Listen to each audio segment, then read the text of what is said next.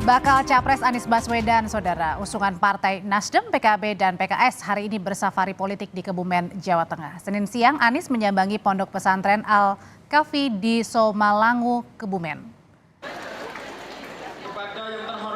Anies disambut di pondok pesantren yang disebut tertua se-Asia Tenggara ini pada Senin siang tadi. Ia juga meminta dukungan dari para ulama dan santri.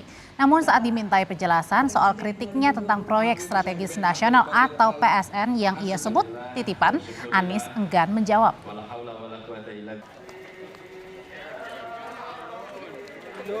Pak Anies terkait statement PSN titipan itu, Bu? Titipan itu untuk PSN mana saja Pak kalau boleh tahu Pak? Sudah ada Pak, salah satunya Pak. Salah satunya Pak. Oke. Sedikit Pak boleh Pak, bagaimana Pak? Kita selesaikan Pak, jalannya.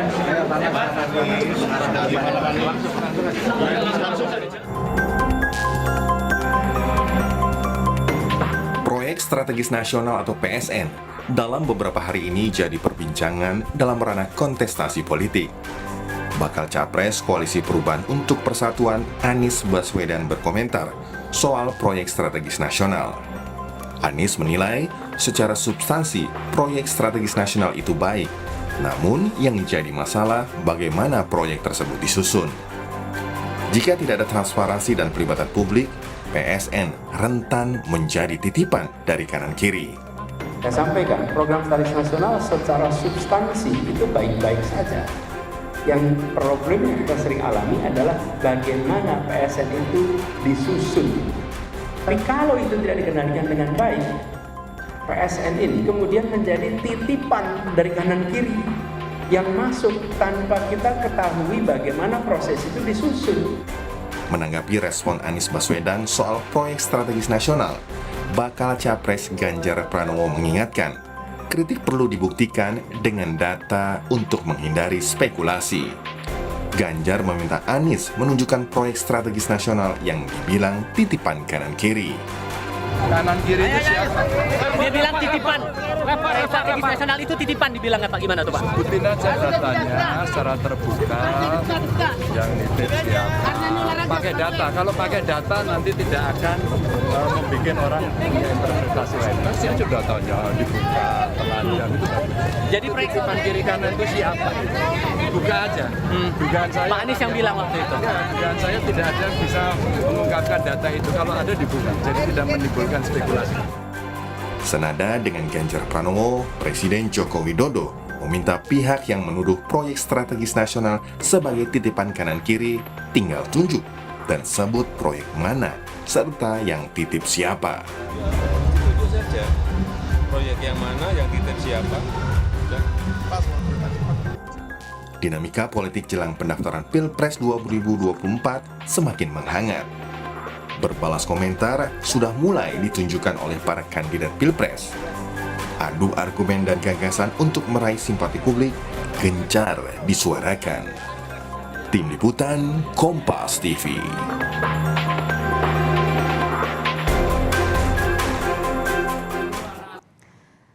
Kritik Anies soal adanya titipan di proyek strategis nasional telah mendapat tanggapan langsung dari Presiden Jokowi. Presiden Saudara meminta Anies membuktikan tuduhan terkait titipan kanan kiri itu. Kami mengulasnya sore ini bersama dengan Wakil Ketua Umum PKB Jazilul Fawait, ada juga anggota DPR RI dari fraksi PDI Perjuangan Masinton Pasaribu dan pakar komunikasi politik Universitas Pendidikan Indonesia UPI Prof. Karim Suryadi. Sore semuanya, Bapak-bapak sehat? Ya, selamat sore. Sore semuanya. Saya mau ke PKB dulu, Pak Jazilul. Jadi tadi itu Presiden tanya di proyek strategis mana, yang titip siapa? Jadi di mana dan siapa yang titip? Pak Jazilul, dari pernyataan Mas Anies. Ya, dari pernyataan Pak Anies sesungguhnya kalau kita baca secara keseluruhan, proyek PSN itu tidak ada masalah. Dengar, halo? Ya. Silakan Pak Jazilul. Ya, yang dimasalahkan adalah proses penyusunan dan penentuan jika nantinya di situ ada titipan kanan kiri, itu yang dimaksud. Bahwa proyek strategi nasional sebagian memang dibutuhkan oleh masyarakat dan yang menjadi ukuran adalah kesejahteraan dan manfaat kepada warga masyarakat yang ada di sekitar proyek PSN itu. Proyek PSN kan banyak jalan tol, bendungan, dan lain-lain. Nah, lihat saja misalkan di jalan tol sebagai bagaimana kira-kira dampak kepada masyarakat dari proses penyusunan dan dampaknya. Saya pikir itu. Nah, Jadi dampaknya itu maksudnya tidak dirasakan begitu karena adanya titipan, maksudnya gitu? tidak juga begitu, karena tidak semua titipan kan buruk, bisa jadi baik. Nah, yang terjadi bahwa misalkan katakanlah investasi yang ada di Rempang yang rame tempo hari itu kan juga perlu melibatkan masyarakat sehingga tidak ada keributan dengan masyarakat. Itu kan proyek yang skalanya nasional, itu kan pabrik kaca. Untuk saya yakin proyek-proyek nasional yang ditetapkan itu tentu sudah melalui proses. Namun sangat disayangkan jika proyek penyusunannya atau pelibatan. Bisa dikasih contoh nggak Pak Jazilul? Kira-kira proyek mana begitu yang rentan atau jangan-jangan sudah rentan ini yang dirasakan? Ada datanya?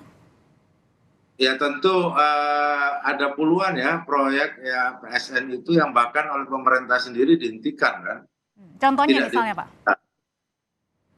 Beberapa contoh lihat saja yang itu ada di berbagai pemberitaan, proyek jalan tol, proyek bendungan, termasuk juga proyek investasi yang lain. Misalkan seperti yang mutakhir, seperti di Rempang. Itu kan contoh di mana masyarakat misalkan menolak, di mana ada masyarakat yang merasa bahwa disingkirkan ataupun dipindahkan karena sebuah proyek. Nah, itu kan artinya pelibatan masyarakat kurang. Padahal proyek itu belum jalan. Dan toh jalan, apa kira-kira yang menjadi. Jadi maksud saya di setiap proses yang ada itu mestinya masyarakat terlibat dan sudah merasakan manfaatnya, mestinya. Ini malah manfaatnya kena gas air mata, masyarakat ada yang anak-anak sekolah. Jadi di sini maksudnya masyarakat dirugikan begitu ya? Ya kalau di Rempang pasti itu. Kalau gitu Pak Jazilul? Anak-anak kena gas air mata ketika sekolah, padahal itu ditanya tumpah lahirnya. Dan itu Pak Jokowi sudah nyampaikan berkali-kali juga, jangan sampai ada proyek investasi yang kemudian tidak melibatkan masyarakat. Kalau ada masyarakat ada di situ, maka harus dihentikan, kan begitu. Kalau gitu sekarang saya tanyain ya ke Pak Masinton. Pak Masinton, betul begitu bahwa proyek strategis ini yang merupakan inisiasi dari Presiden Joko Widodo ini rentan akan titipan kanan kiri? Jadi pertama begini, tujuan dari proyek strategis nasional itu kan untuk mengejar pertumbuhan ekonomi, pemerataan pembangunan, kemudian itu untuk mendorong mempercepat proses akselerasi menciptakan kesejahteraan di masyarakat, terus mendorong pembangunan di daerah-daerah dan juga penciptaan lapangan kerja. Kan itu tujuan dari proyek strategis nasional. Nah, maka proyek strategis nasional ini dia masuk dalam perencanaan pemerintah dari mulai Bappenas, Kementerian Keuangan, dan kemudian dianggarkan dalam APBN kita. Nah, yang menjadi ramai ya karena adanya tudingan bahwa proyek strategis nasional ini titipan kanan dan kiri. Nah, itu yang perlu dipertanyakan sebenarnya. Ini yang mana? Kan gitu. Tadi sudah dijawab sama Pak Jazilul, salah satunya Rempang katanya, Pak Masinton. Apa? Salah satunya Rempang, tadi sudah dijawab sama Pak Jazilul katanya. Nah, kalau salah satunya Rempang, tinggal dijelaskan aja itu proyeknya siapa, dititipkan ke siapa, kan begitu. Artinya ketika tudingan itu kan siapa yang menuduh, kan dia yang harus membuktikan, kan begitu. Nah, tidak berasumsi-asumsi. Nah, jikalau dalam proyek strategis nasional itu, dalam implementasi pelaksanaannya, ternyata umpama tidak melibatkan partisipasi masyarakat dan kemudian mengabaikan hak-hak masyarakat, Nah, itu perlu dibenahin gitu ya. Tapi yang menjadi pertanyaannya adalah kalau dituding tadi bahwa PSN itu ada titipan sana sini, nah itu yang perlu dijelaskan ke publik, yang menitip siapa, proyeknya di mana. Nah itu. Pak Jazilul, silakan. Ya, tentu biarlah publik nanti yang juga akan menilai beberapa proyek strategis nasional sesuai dengan tujuan awal atau tidak. Seperti yang disampaikan oleh Pak Masinton. Dirasakan tidak oleh masyarakat. Pak Presiden sendiri sudah selalu mengingatkan, kan ini juga bukan berarti itu kesalahan Presiden. Bisa jadi pelaksanaannya itu tidak cermat ketika melaksanakan PSN. Yang seperti saya contohkan, apakah Rempang itu perlu? Perlu. Itu proyek yang strategis, bahkan berskala dunia. Namun, itu tadi, ketika melibatkan, ketika prosesnya, itu yang dipertanyakan. Sehingga pertanyaan itu ada titipan nggak di situ? Kok sampai misalkan masyarakat adat, Berarti maksud tidak memihak ya, dirasanya gitu ya? Atau tidak, kan gitu. Betul untuk pabrik kaca atau tidak, kan itu juga dijelaskan ke publik gitu. Pak Jazilul, kalau gitu sekarang saya tanyakan ke Prof. Karim. Prof. Karim, apa sih yang ditangkap dari pernyataannya Mas Anies ini soal proyek strategis nasionalnya Pak Jokowi ini rentan titipan kanan kiri? Jadi begini, dalam komunikasi politik, khususnya komunikasi pemilu gitu ya, di mana-mana ada mode kampanye atau mode penataan citra, pembangunan citra, penataan kepercayaan yang memanfaatkan kepedulian pada level paling bawah sampai kepada pemanfaatan ketakutan. Misalnya, maaf ya, ketika kita menyaksikan kampanye di Amerika, Trump terus-menerus menyampaikan ancaman imigran yang terus-menerus ke Amerika. Bahkan sudah disebut sebagai banjir imigran. Kemudian juga ada ancaman tentang narkoba yang terus-menerus datang dari Amerika Latin. Nah, itu biasa. Ada yang disebut dengan strategi pemanfaatan ketakutan atau pemanfaatan pembangkitan kepedulian yang disampaikan oleh kandidat presiden. Mana saja. Nah, apa tujuannya? Tujuannya ada dua. Yang pertama, untuk memutus kebiasaan partisan. Atau untuk kalau yang ini, kalau di Indonesia? Ya, di Indonesia bisa saja dan itu pernah dilakukan, tidak aneh sebenarnya. Jadi maksudnya ini adalah bagian dari strategi komunikasinya? Ya, jadi ini bagian dari strategi komunikasi politik. Yang tujuannya ada dua. Yang pertama itu untuk memutus ketergantungan pada kebiasaan partisan. Artinya apa? Artinya sebisa mungkin ikatan emosional yang sudah terbangun antara kandidat dengan partai tertentu itu digoyang. Harapannya beralih mendukung. Yang kedua, untuk membangkitkan kepedulian dan keterbukaan terhadap informasi baru. Nah, kenapa begitu? Karena biasanya ketika ikatan partisan sudah kuat, maka orang-orang akan melihat fenomena yang muncul, realitas yang ada, berdasarkan kacamata partisannya. Hanya yang saya katakan, biasanya strategi seperti ini muncul di akhir-akhir gitu loh. Muncul di akhir-akhir. Ketika kampanye sudah sampai pada titik di mana publik sudah terbelah ke dalam pembelahan. Tapi biasanya strategi komunikasi ini, Prof, bisa dibuktikan dengan data kah? Atau fakta? Biasanya begitu. Biasanya itu dua hal yang berbeda. Dua hal yang berbeda. Soal pembuktian, apakah itu benar, apakah itu tuduhan palsu, apakah itu soal fitnah, itu ranah yang lain, itu ranah hukum. Ranah komunikasi politik tidak berhubungan dengan pembuktian pidana. Tapi ranah komunikasi politik hanya sampai pada apakah ini efektif atau tidak.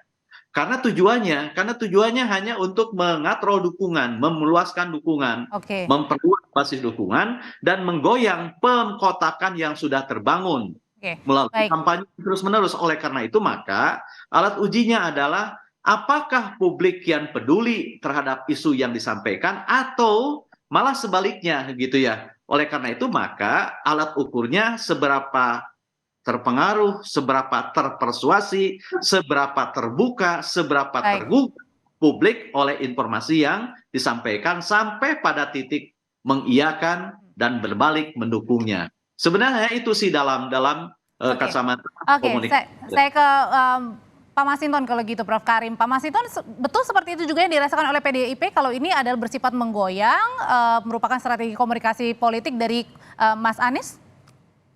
Ya kalau itu ya mungkin aja, cuman kan nanti publik melihat jadi seperti itu asal tuding kan gitu ya. Umpama penyusunan proyek strategis nasional yang